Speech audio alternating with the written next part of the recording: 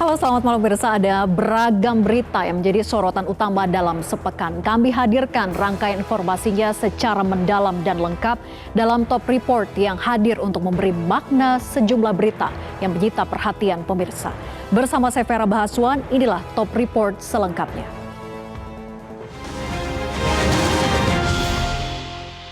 Pak Marji sudah ketemu Coach Sintayong tadi pagi dan Coach Sintayong sudah menerima surat menyuratnya. Nanti tentu ada proses yang berikutnya mengenai hubungan kita yang sudah berakhir, dan saya mengucapkan sekali lagi terima kasih. Awal pekan ini, PSSI resmi mengumumkan pengakhiran kontrak Sintayong sebagai kepala pelatih timnas senior dan timnas U23. Sintayong langsung menjadi trending topik di media sosial X pada Senin siang, seperti tagar Gamsa Hamida serta STY. Coach Sin memang pelatih timnas paling populer. Tidak heran bila banyak warga yang mengaku terkejut dan menyatakan kecewa dengan keputusan PSSI. Dan saya sudah tahu, nah itu yang saya pertanyakan, kok kenapa gitu, secara sepihak atau bagaimana itu kok terjadi seperti itu. Padahal menurut saya ya, Sintayong itu kayaknya udah bagus gitu ya. Untuk timnas Indonesia, siapapun pelatihnya nanti tetap kita dukung, tapi kecewa sih kenapa tiba-tiba gitu. Di 2027 harusnya kontraknya, dievaluasi di 2027, bukan di tahun ini gitu. Anak asuh STY seperti Kapten J, Ragnar, serta Asnawi juga merasa terpukul dan kompak mengucapkan terima kasih atas bimbingan Coach Sin. Sejumlah pemain timnas yang bermain di Liga 1 yang terkejut dengan pemecatan STY meyakini keputusan PSSI demi kemajuan timnas Indonesia ke depannya. Sebenarnya sangat sedih sih karena Coach Sin kan membangun dari nol sampai sekarang, sampai di kualifikasi round ketiga, apalagi Indonesia kemajuan sangat pesat, ranking FIFA juga naik sangat pesat. Jujur saya sedikit kecewa, cuman saya berharap pengganti Coach Sin bisa menaikkan level timnas Indonesia lagi. Ya cukup sedih dan sangat disayangkan sih, tapi ya demi kemajuan sepak bola Indonesia mungkin kita juga nggak bisa apa-apa sebagai pemain kan. Sebagai pelatih juga nggak bisa apa-apa juga karena semua udah ada yang ngatur soal kayak gitu. Saya hormati keputusan Pak Erik dengan federasi. Saya pikir semua orang harus hormati ini. Kenapa? Karena mereka tahu situasi. Walau kontraknya diputus PSSI, Sintayong tetap mendoakan timnas Indonesia dapat meraih mimpi untuk lolos ke Piala Dunia 2026. Menurut manajer timnas Indonesia, Sumarji, STY sudah menerima keputusan pemberhentian oleh PSSI dan menyampaikan ucapan terima kasih atas kepercayaan yang sudah diberikan selama 5 tahun menjadi juru taktik timnas Garuda.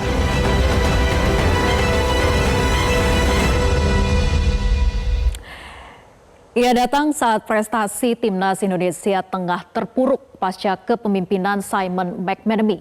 Ia datang membawa kisah sukses sebagai pelatih kepala timnas Korea Selatan yang mengantar anak asuhnya lolos kualifikasi Piala Dunia 2018 dan mengalahkan juara bertahan Jerman. Pemirsa, Shin Tae-yong resmi menjadi pelatih kepala timnas Indonesia pada Desember 2019. Pada September 2019, sebelum dibenahi Shin Tae-yong, Indonesia tercatat berada pada ranking 173 di FIFA. Nah, seiring dengan berjalannya waktu, tangan dingin Shin Tae-yong membuat ranking FIFA Indonesia melesat naik hingga 46 tangga. Per Desember 2024, Indonesia menempati posisi ke-127 di dunia. Nah, Indonesia sebenarnya sempat menembus ranking 125 FIFA setelah berhasil mengalahkan Arab Saudi dalam kualifikasi Piala Dunia 2026 zona Asia. Namun karena gagal lolos dari fase grup Piala AFF 2024, Indonesia turun 2 peringkat. Dengan bimbingan Shin Tae-yong, timnas Indonesia mengalami banyak sekali perubahan. Ini terlihat dari segi permainan, kondisi fisik hingga progres level timnas.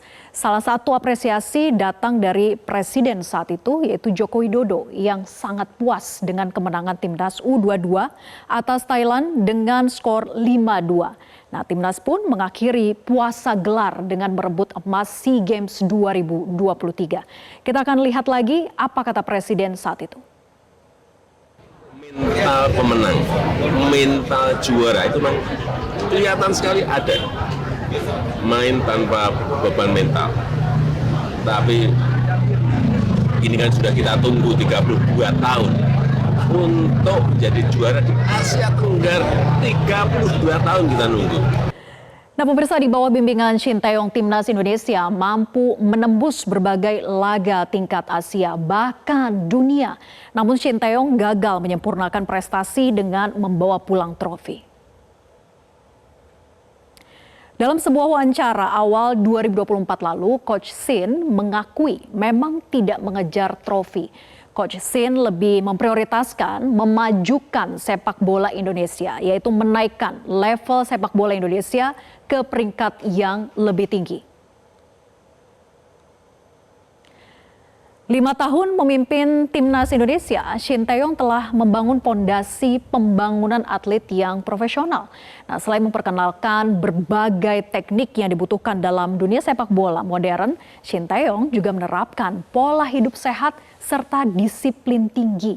Nah, salah satu cara Coach Shin ini membangun disiplin pemain adalah dengan menerapkan denda Rp1 juta bila terlambat mengikuti agenda tim.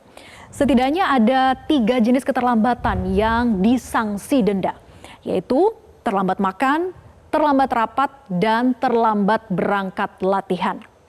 Shin Tae-yong juga terkenal tegas terhadap perilaku indisipliner dan telah mencoret sejumlah pemain karena tidak mampu berperilaku tepat waktu. Sedangkan pemirsa, untuk mendongkrak kemampuan pemain, Shin Tae-yong kerap menjajal lawan dengan kualitas di atas skuad Garuda.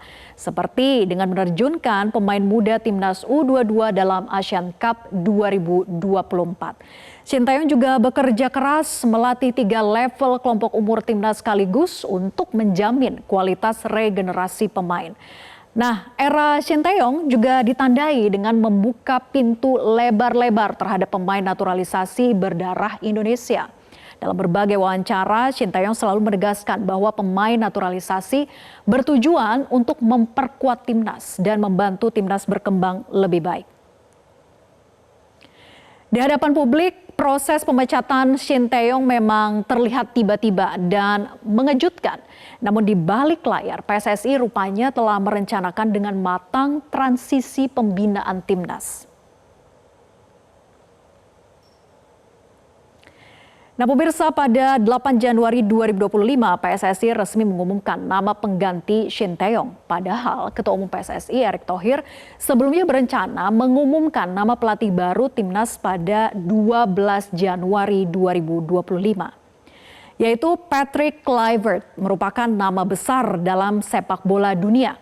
Pelatih asal Belanda ini dikontrak 2 tahun dari 2025 hingga 2027 dengan opsi perpanjangan. Kluivert membawa asisten pelatih dari Belanda, yaitu ada Alex Pastoor dan juga Denny Lansat.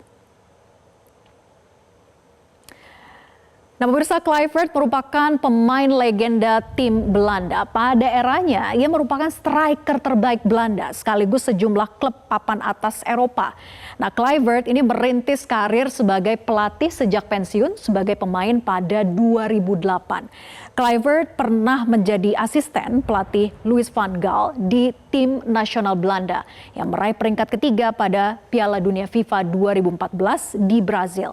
Nah, pengalaman lainnya adalah menjabat direktur olahraga di klub PSG dan juga Akademi FC Barcelona, melatih tim Ajax U19 serta menjadi asisten pelatih Clarence Seedorf di tim nasional Kamerun. Nah, sebelum ke Indonesia, Kluivert ini menjadi pelatih klub Turki Adana Demirspor.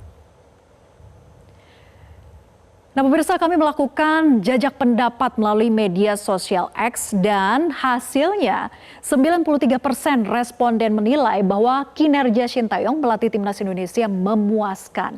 Namun tentu saja gonta-ganti pelatih timnas ini merupakan kewenangan PSSI. Statuta FIFA menegaskan anggota asosiasi harus independen dan bebas dari pengaruh luar. Selamat jalan Shin Tae-yong. Terima kasih atas pembinaan selama beberapa tahun terakhir ini, tepatnya 5 tahun terakhir. Dan selamat datang Patrick Kluivert, tugas berat menanti Anda. Setidaknya ada 4 harapan publik Indonesia, yaitu terus meningkatkan rating FIFA, lolos Piala Dunia 2026, serta mengembangkan pemain muda untuk mengamankan regenerasi dan membangun tim yang solid dan kompak. Nah, menurut jejak pendapat, 76% responden menilai strategi dan teknik dari Shin Tae-yong melatih timnas perlu dilanjutkan oleh pelatih yang baru. Jelajahi cara baru mendapatkan informasi. Download Metro TV Extend sekarang.